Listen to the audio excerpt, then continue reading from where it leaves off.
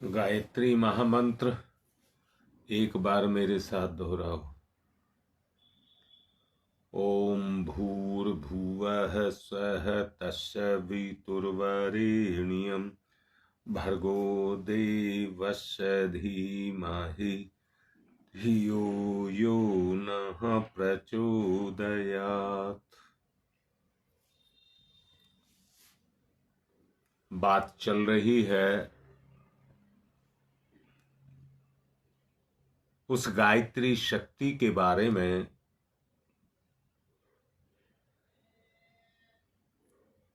जो हमें स्वयं का आभास कराती है।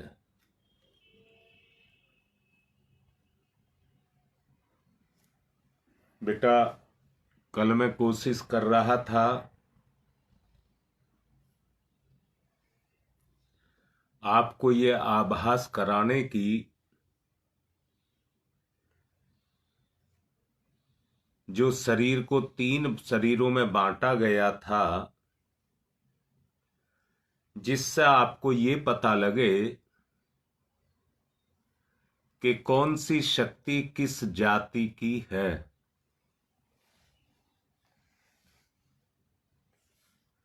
दरअसल में हम इन बातों को समझ ही नहीं पाते।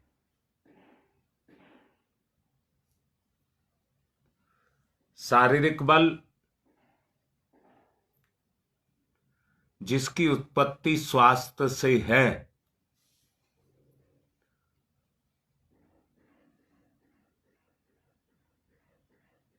अगर हम ये समझ जाएं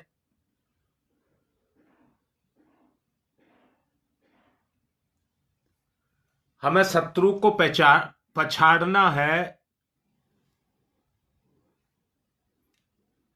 धन से साधन को खरीदना है,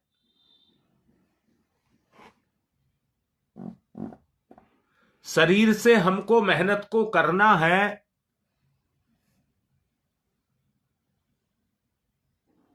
तो हमें ये पता लगे कि ये सब चीजें हमारे अंदर आती कहां से हैं। दूसरा, हम बुद्धि का प्रयोग करते हैं अपने शत्रुओं को मारते हैं, अपने सांसारिक संतुलन को बनाते हैं, तो वो शक्ति किस जाति की है। देखिए, यहां पर मैं जाति शब्द का प्रयोग कर रहा हूं।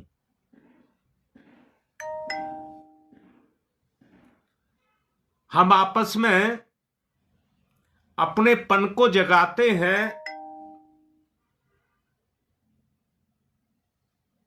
हम रिश्ते में एक दूसरे के नजदीक होते हैं। यहां मैं एक बात कहूंगा, हम कहते हैं रिश्ते खून के होते हैं।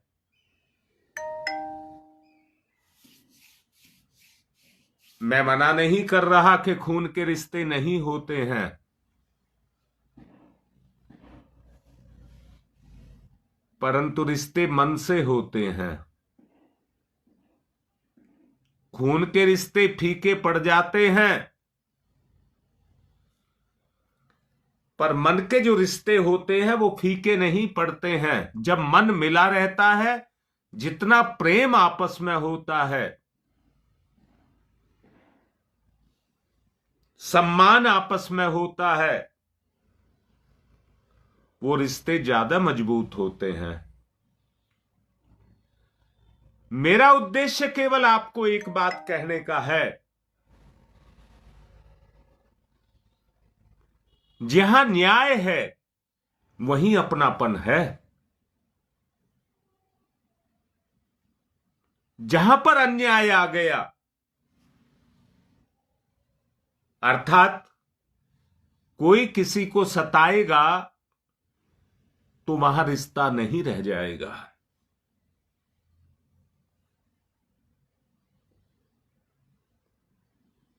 देखिए,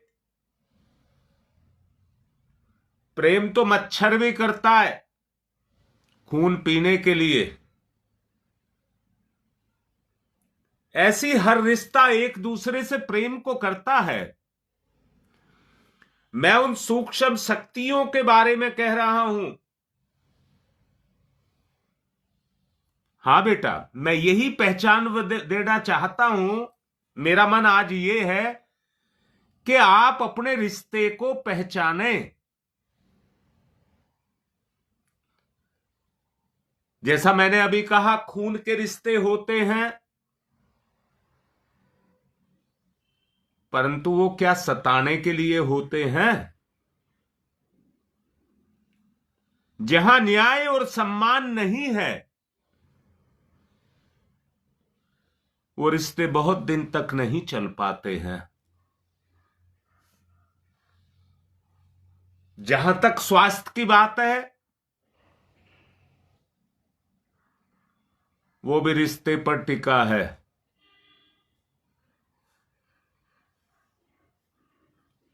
जब आपका रिश्ता सुख की तरफ चला जाता है,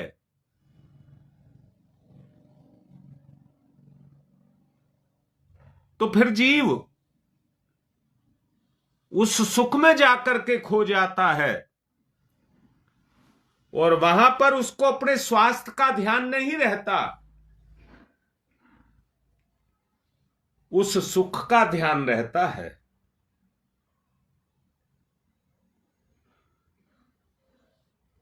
मन और तन का भी रिश्ता है।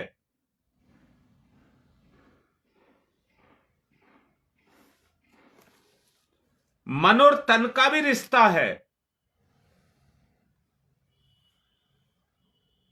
सारे रिश्ते आचरण पर टिके हुए हैं।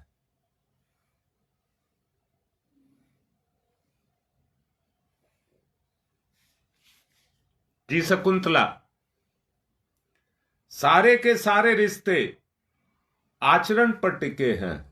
अब जरा एक काम तो करना। कल का जो मेरा प्रयास रहा था,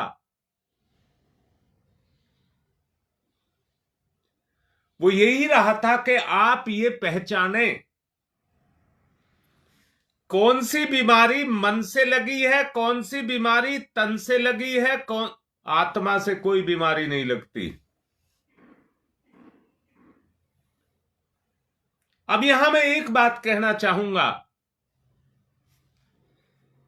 जिसको हम अपना आत्मिक संतुलन कह रहे हैं,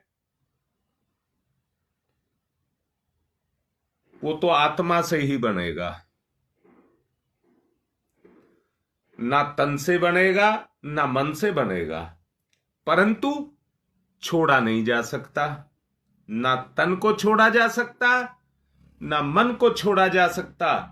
दोनों की अपनी अपनी उपयोगिता है। उस उपयोगिता को हमें व्यवहार में, आचरण में, उच्चारण में लाना पड़ेगा।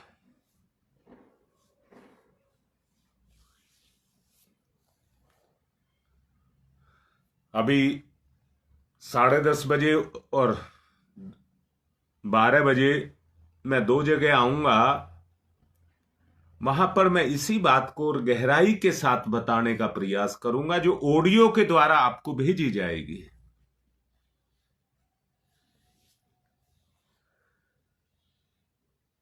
इसलिए एक बात को जरा महसूस करें, चेतना की क्रियाशीलता क्या है? चेतना की क्रियाशीलता क्या है? इस बात को हमको समझना पड़ेगा।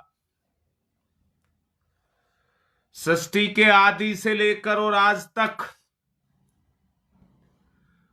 असंख्य मनस्वी, तपस्वी इस संसार में हुए हैं, और आदि से लेकर आज तक अपना चेतनात्मक पतन करने वाले भी भोगी, विलासी इस दुनिया में हुए हैं। मैं आपको यह एहसास करा देना चाहता हूं कि हमारा भला किसी के हाथ में नहीं है, हमारा भला हमारे ही हाथ में है।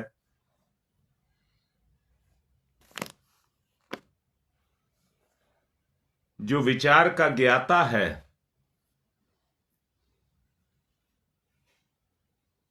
जो विचार को समझता है,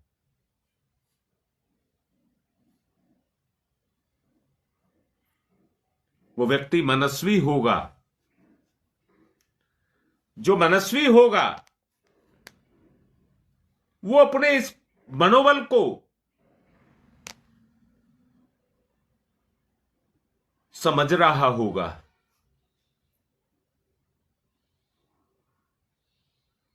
गायत्री शक्ति पूर्व सिंचित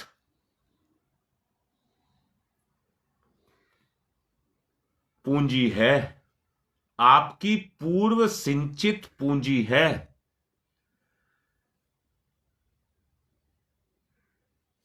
याद रखना, इसका प्रयोग करके जो आपने आपको जितना प्रभावशाली बना लेगा,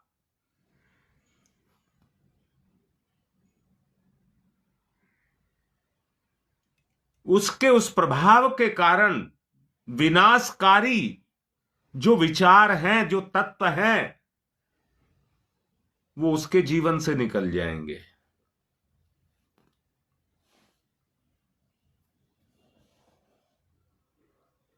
जैसे बादल आकाश में मंडराते रहते हैं, ऐसे ही बुरे विचार हमारे मन के ऊपर मंडराते रहते हैं।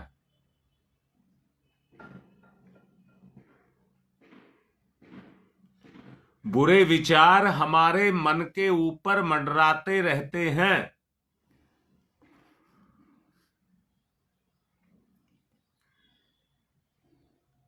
बादलों की प्रचुरता को ऊपर देखें,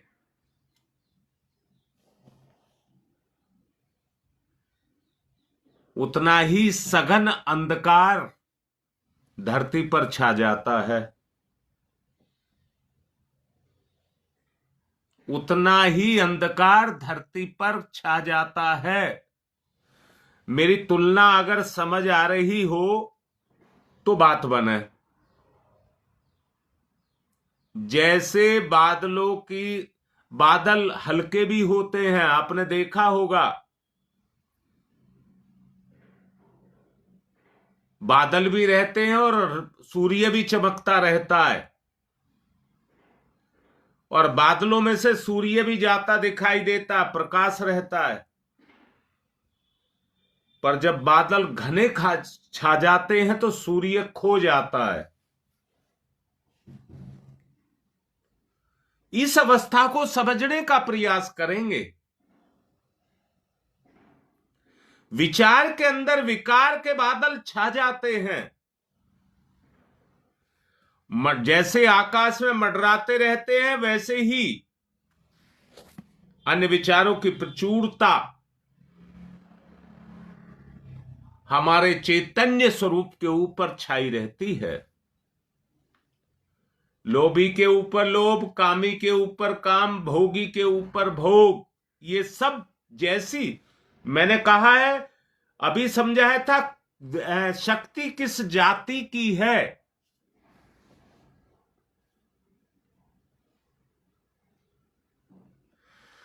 मैं ये कहूंगा, आत्मा परमात्मा की जाति की है। आत्मा परमात्मा की जाति की है।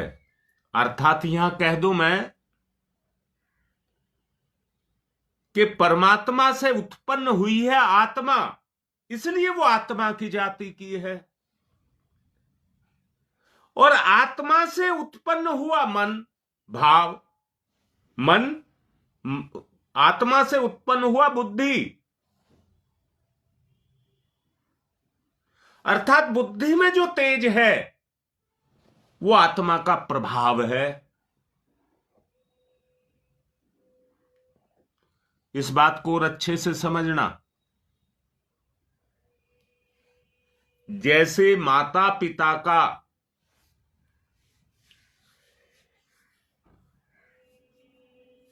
आत्मिक लगाव अपनी संतान पर होता है,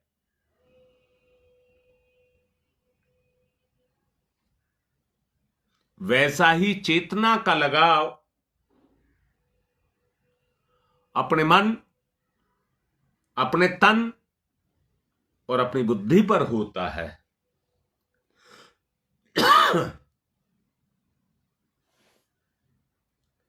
परमात्मा की जाति की आत्मा है, उसके अंदर उसके गुण हैं, परंतु बुद्धि को जब उसने अपनी शक्ति दी तो विकार आ गया।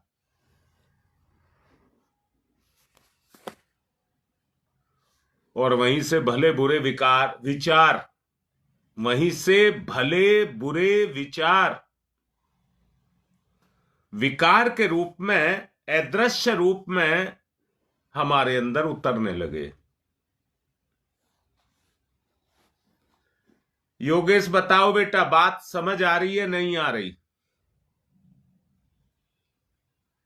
मेरा मूल रूप से जो उद्देश्य है आपको ये स्पष्ट करना है, स्वास्थ्य किस जाति का है,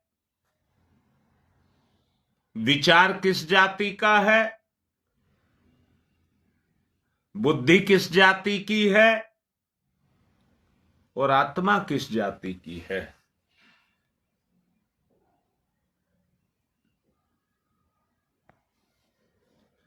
पवन इसी स्थिति में लाना चाहता हूं। मेरा उद्देश्य है आपको अपने स्वरूप का स्पष्ट बोध होने लग जाए। अब आप ये मानते हैं कि परमात्मा है,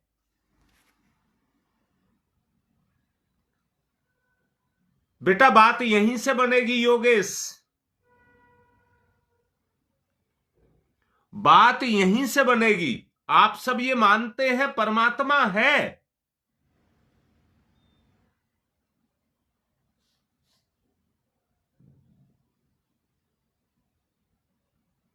हाँ बेटा, और समझाऊंगा और समझाऊंगा।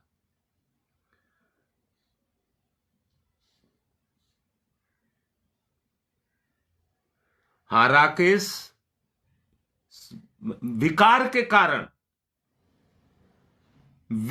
तुमने ही लिखा कुविचार के कारण,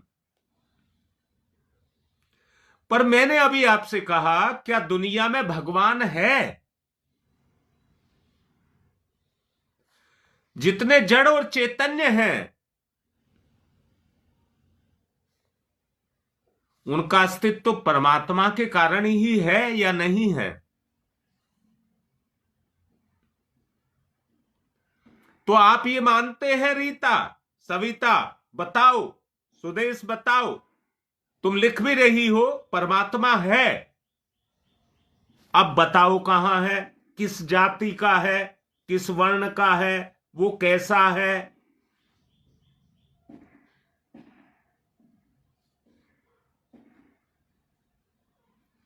हाँ राकेश, मैं यही कह रहा हूं, इस पर गंभीरता से विचार करो। परमात्मा है, भगवान है, तो वो किस जाति का है और मैं किस जाति का हूं? मेरा और भगवान का क्या रिश्ता है, मैं यहां ले जाना चाहता हूं। मेरा और भगवान का क्या रिश्ता है? पवन बेटा एक बात बताओ, फल का और तुम्हारा कोई रिश्ता है? अन्न का और तुम्हारा कोई रिश्ता है? उसका संबंध किसके साथ है?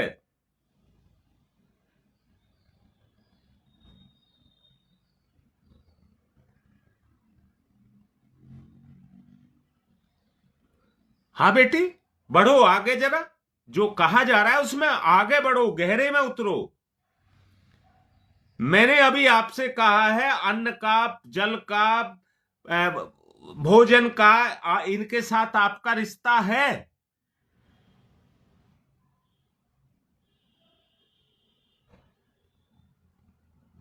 देखिए, अब आप आगे की बात लिखने लग गए बेटा। बिल्कुल ठीक लिख रहे हो, आगे की बात लिख रहे हो, परंतु परंतु क्या वो हमारे जीवन में है? हम स्वास्थ्य को आदर्श से पालते हैं? बता सविता, हमारे खान पान में आदर्श है क्या? ये बताओ।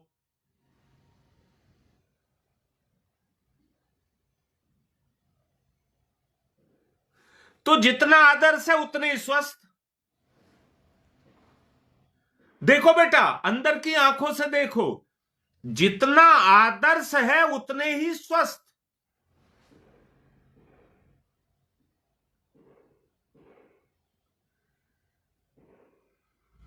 अगर अस्वस्थ हो तो हम उस आदर्श को नहीं पाल रहे।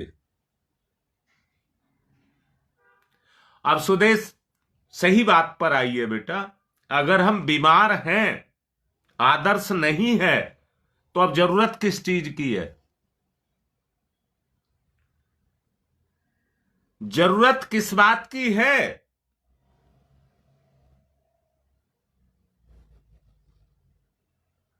बेटा सच्चाई पर आओ, सच्चाई को बोलो।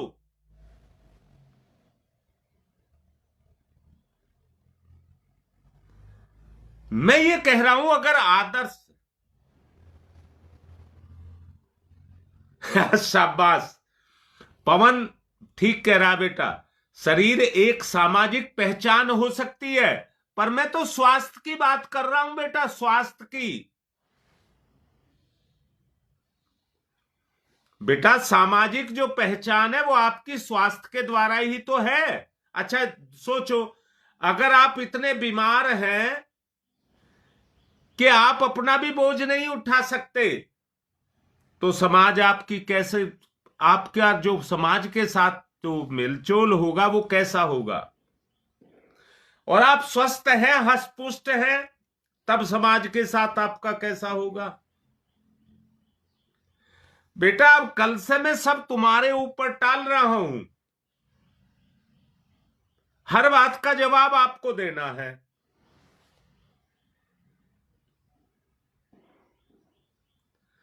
हाँ बेटा, ये तो कह सकते हैं, ये जो अभी पवन तुमने कहा है, जो परमात्मा के जितना नजदीक है उसमें उतना ही परमात्मा है। आपने लिखा आप और परमात्मा अलग नहीं है, तो तुम अलग क्यों हो?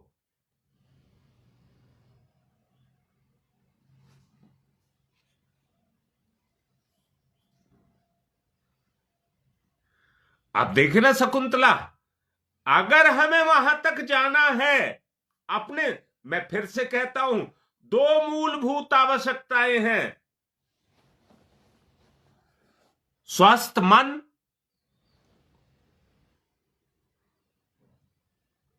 और स्वस्थ शरीर। स्वच्छ मन और स्वस्थ शरीर दोनों का रखना जरूरी है। बताइए, नहीं तो संसार कैसे चलेगा?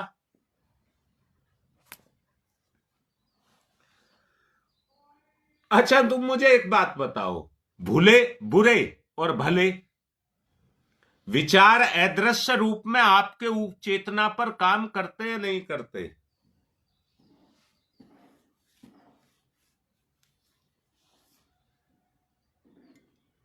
और काम ही नहीं करते हैं, अपना पूरा प्रभाव जमाते हैं। जैसे जिद्दी बच्चा अपनी बात को मनवा लेता है, वही हाल हमारे मन का है।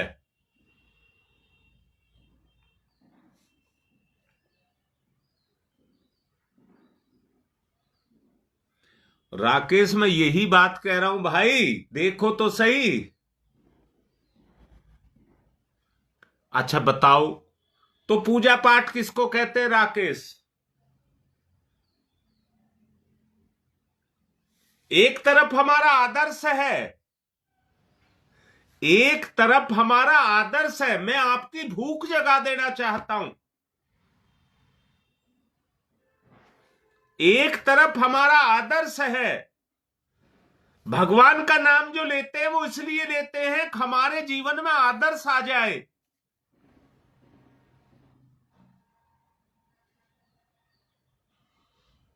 परंतु जो पूजा पाठ करते हैं वो रटी रटाई बात को रोज कह लेते हैं, परिवर्तन नहीं आता है उससे।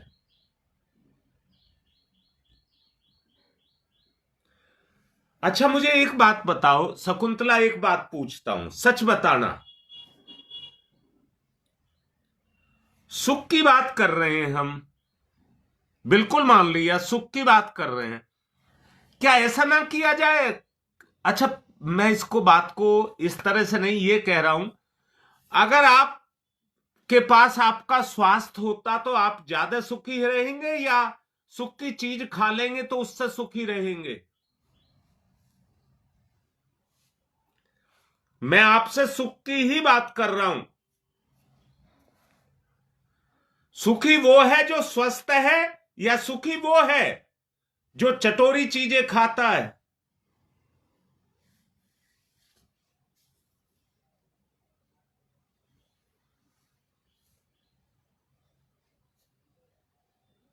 बोलो भाई। ठीक है, स्वास्थ्य से है ना, तो भगवान को जो तो हम उतारे अपने स्वास्थ्य के रूप में उतारे। मैं फिर से कह रहा हूं, ये स्वास्थ्य किस जाति का है इसको भी देखो।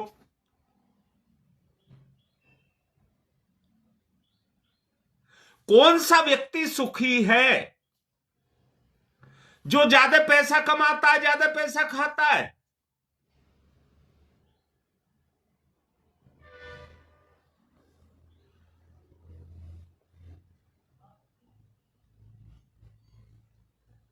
तो सुदेश, अगर काया का सुख पहला सुख है तो उसको संतुलन बनाओ, उसको उजाड़ो मत। क्या हमने अपने स्वास्थ्य को खुद नहीं उजाड़ा?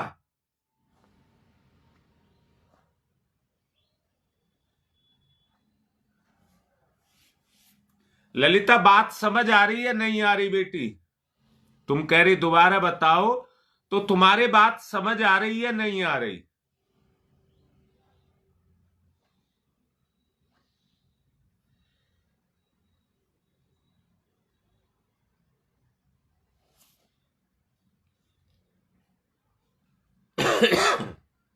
हाँ सुदेश, स्वस्थ शरीर में ही भगवान भी रहता है। हाँ देखिए, राकेश लिख रहा है।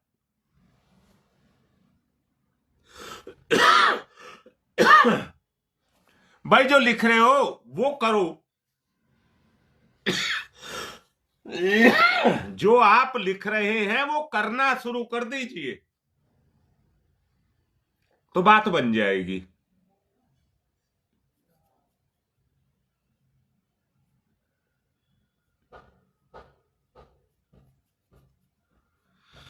देखो देखो, समझो, अच्छे से समझो।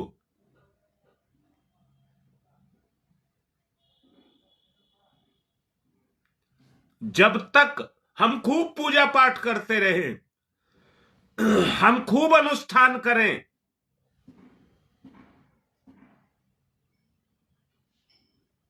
जी जी पवन,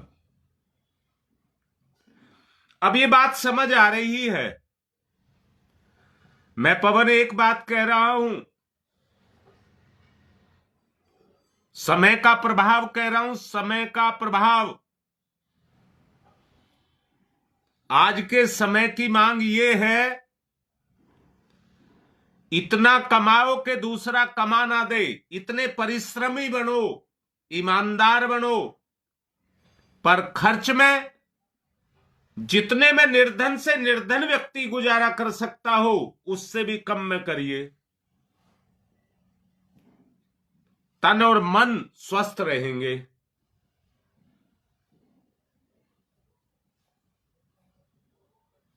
बोलिए। बताइए कैसे स्वस्थ रहा जाए, तन और मन को कैसे स्वस्थ किया जाए।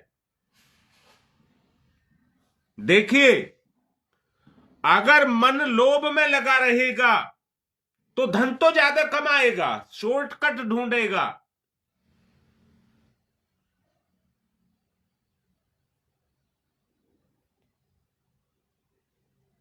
मैं एक बात समझाना चाहता हूं।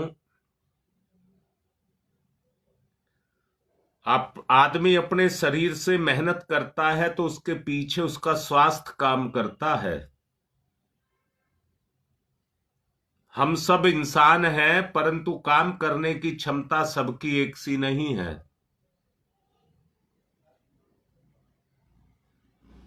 स्वास्थ्य भी जो निर्भर करता है वो क्षमता पर ही निर्भर करता है। जो जितना परिश्रमी है वो व्यक्ति उतना ही शरीर से मजबूत रहेगा।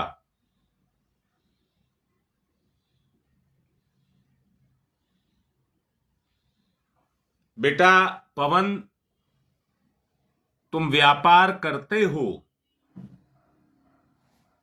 पर बेटा एक बात समझ लेना, व्यापार से तुम्हारे पास पैसा आया और पैसे से तुमने नौकर खरीद लिए। जितना काम तुम कर सकते थे उससे कई गुना काम तुम करने लगे, आदमी को नौकरी पर रख करके। कष्ट मत कहना बेटा। मन को कष्ट तभी होते हैं जब मन उल्लास पूर्वक उस कार्य में ना लगा हो। हां, आलस्य कह देना ठीक है। आलस्य के कारण ही व्यक्ति को दुख मिलता है। अभी मैं पवन को का उदाहरण देकर के समझा रहा था, ये एक व्यापारी है, पर बेटा तेरे पास एक भी वर्कर ना होता तब तुझको कितनी मेहनत करनी पड़ती, और उसकी एक सीमा है। अपनी सीमा को कम मत करना। ज्यादा परिश्रम करने के लिए आपने दूसरों को रखा है, पर अपने परिश्रम में कोई कमी नहीं आनी चाहिए।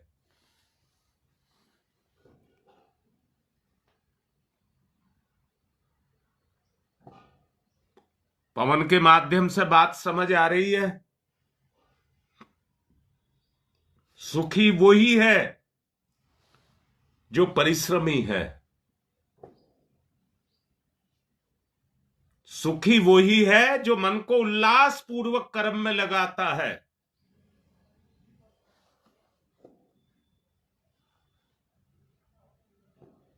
मैं पूछता हूं, परम पूज्य गुरुदेव इतने व्यापक हुए,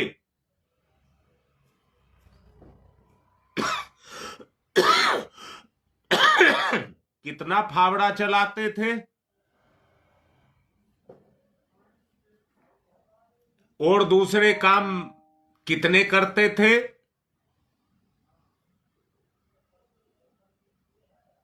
तो परम पूज्य गुरुदेव क्या मेहनती नहीं थे?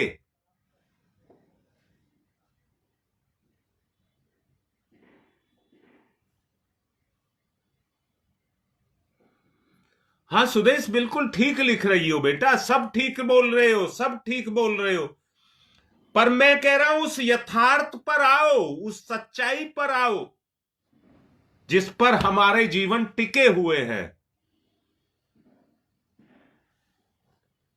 आदमी दो आदमी नौकरी पर रख लेता है और अपना काम उनको दे देता है, पैसा हो गया, उससे पैसे के संतुलन को बनाता है। और मैंने अभी कहा है, इतना कमाओ कि तुम्हें किसी के सामने हाथ फैलाने की नहीं, किसी पे लगाने की, किसी की सेवा करने की, किसी का भला करने की स्थिति तुम में पैदा हो जाए।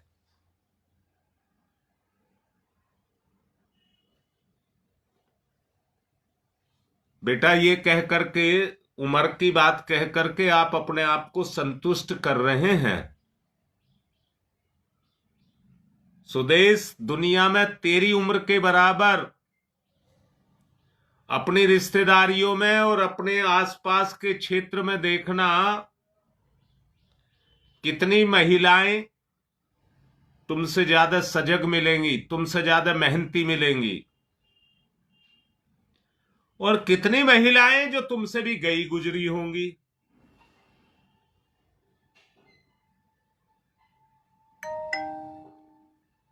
हमें केवल अपने आप को देखना है, हमारी स्थिति क्या है, हमें उसको देखना है।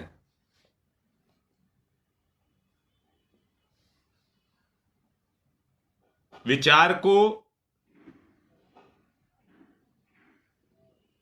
अपने को जागृत करिए भाव से।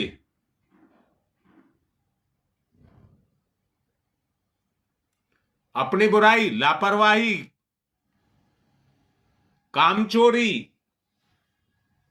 हरामखोरी, आलस्य, इनको हटाना होगा। शरीर में रोग का मूल कारण है लापरवाही, टालमटोल और फिर आलस्य। ये मूल कारण है।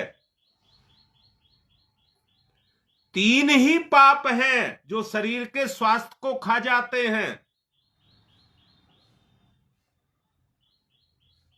लापरवाही, आलस्य और प्रमाद। ये हमारे शरीर के स्वास्थ्य को खा जाते हैं।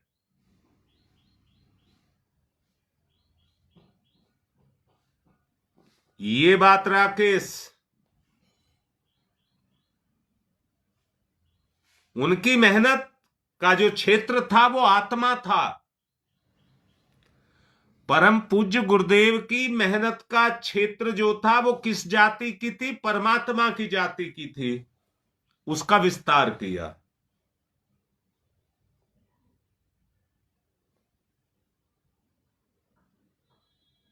आपको सही बात को सही तरीके से समझना पड़ेगा, तभी कुछ कर सकेंगे। मेरे साथ चलें, आपका समय पूरा हो गया है। दोहराएं, विचार को प्रभावित करें। ओम भूर्भुवः स्वः तस्सवितुर्वरेण्यं भर्गो देवस्य धीमहि धियो यो नः प्रचोदयात्। ओम भूर्भुवः स्वः तस्सवितुर्वरेण्यं भर्गो देवस्य धीमहि धियो यो नः प्रचोदयात्। ओम भूर्भुवः स्वः तस्सवितुर्वरेण्यं भर्गो देवस्य धीमहि धियो यो नः प्रचोदयात्। ओम भूर्भुवः स्वः तस्सवितुर्वरेण्यं भर्गो देवस्य तस्सवितुर्वरेण्यं भर्गो देवस्य धीमहि धियो यो नः प्रचोदयात्। ओम भूर्भुवः स्वः तस्सवितुर्वरेण्यं भर्गो देवस्य धीमहि धियो यो नः प्रचोदयात्। ओम भूर्भुवः प्रचोदयात्। ओम भूर्भुवः स्वः तस्सवितुर्वरेण्यं भर्गो देवस्य धीमहि धियो यो नः प्रचोदयात्। ओम भूर्भुवः स्वः तस्सवितुर्वरेण्यं भर्गो देवस्य धीमहि धियो यो नः प्रचोदयात्।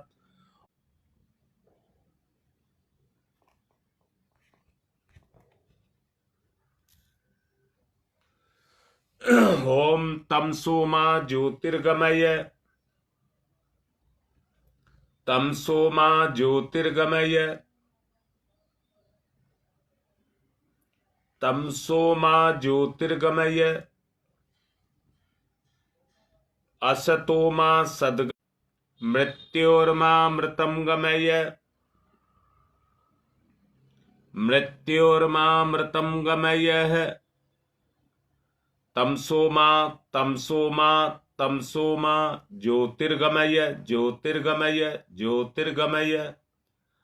असतोमा अस्तोमा अस्तोमा सद्गमय सद्गमय सद्गमय। मृत्योर्मा मृत्योर्मा मृत्योर्मा अमृतम गमय अमृतम गमय अमृतम गमय। दोनों हाथ रगड़िए मुख पर, फिर आइए।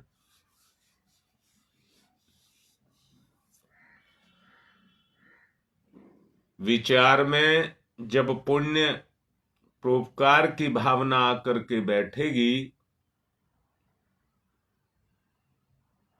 ईश्वर की दृष्टि से जब व्यक्ति सोचना शुरू करेगा, तभी उसका भला होगा। और यहां भी एक बात कह रहा हूं,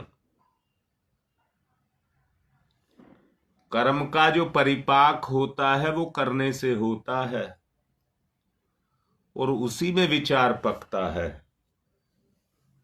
दोबारा बोल रहा हूं,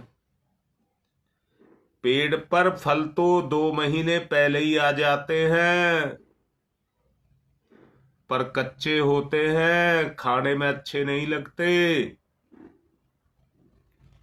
पर जब वही फल पक जाते हैं तो मीठे हो जाते हैं। हर कोई उनसे अपने संबंध को जोड़ता है, रिश्ता जोड़ता है, जो अभी रिश्ते की बात कह रहे थे।